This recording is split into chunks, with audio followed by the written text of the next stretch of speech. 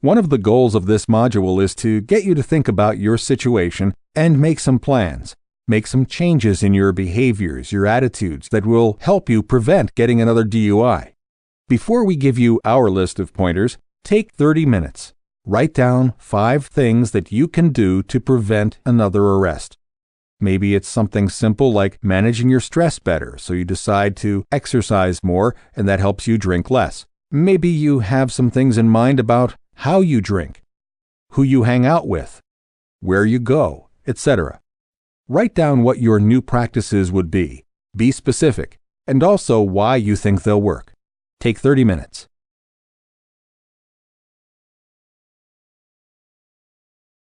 Think and plan ahead.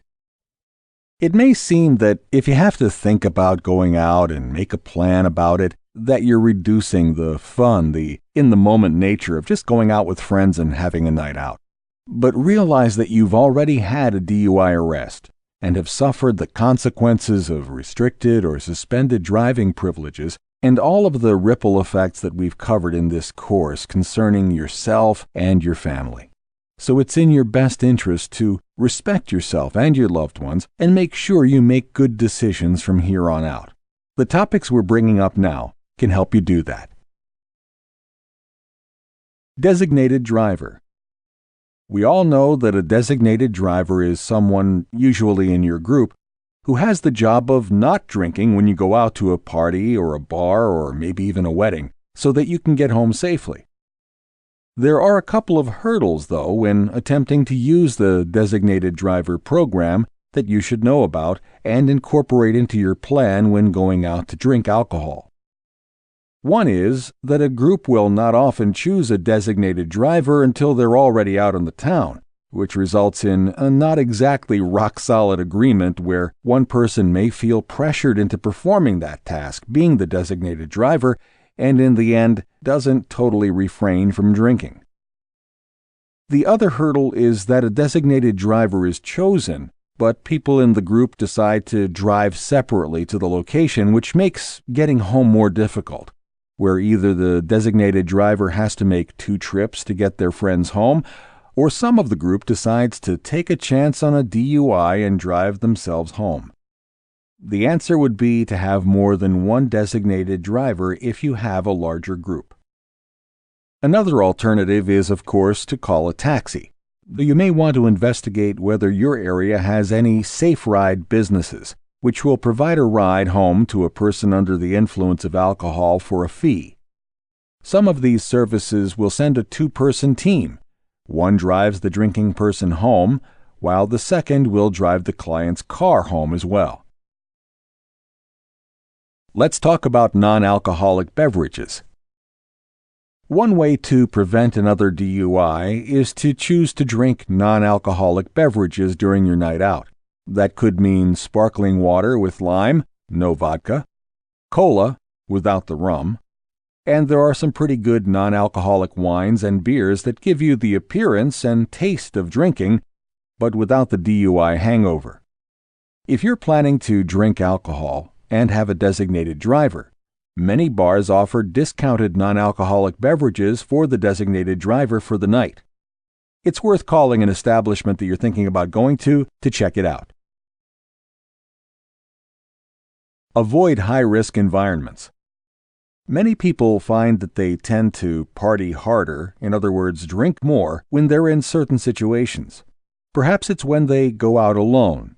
Maybe it's to a certain type of bar or club that has 2-for-1 happy hours. I've even seen 3-for-1 happy hours. Sometimes it's a friend who's a great host. They always have a fridge full of beer or a well-stocked bar, and they're eager to share. It could be that there's a kind of drinking competition that occurs when certain people are out with you, or a kind of peer pressure that coaxes you into consuming more alcohol than you know is wise. Putting some thought into these scenarios will be helpful for you in that it helps make you aware that they exist and you can plan for them. One option is to just avoid putting yourself into these situations at all, change the types of activities that you take part in, and abstain from drinking alcohol. But of course, our friendships are important, So it may be good for you to talk with your friends and make them aware that it's very important that you prevent having another DUI situation. Many will be thoughtful and help you make some good decisions, but ultimately those decisions are up to you. Another and very important tool you can use is to regulate your alcohol consumption. You've learned in this course that the body processes alcohol out of the system at a rate of about 1 standard drink per hour, and that standard drink equals 1 shot of liquor, 1 12-ounce beer, or 1 5-ounce glass of wine. There's nothing you can do to speed up that physiological process. Not drinking coffee, not jumping around and exercising, not taking a quick cat nap. It's just time. So regulating the rate at which you're consuming alcohol to 1 drink per hour can keep you well under the 0.08 level that will get you another DUI.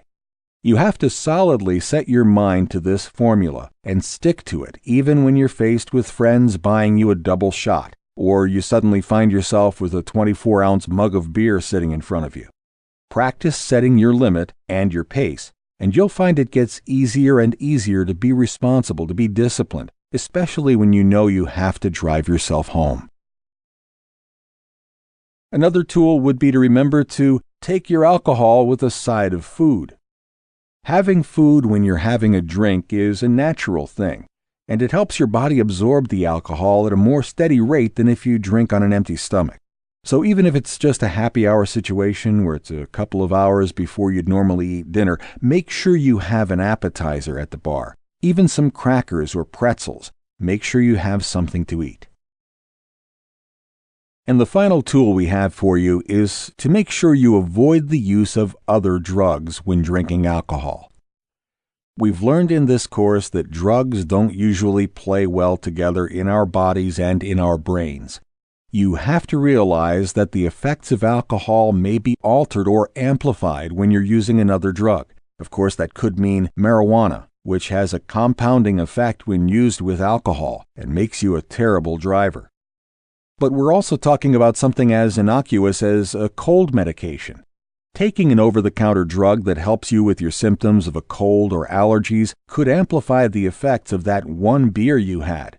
And while it may not add up to a DUI level of intoxication of 0.08, it may be enough to get you pulled over and arrested again for impaired driving.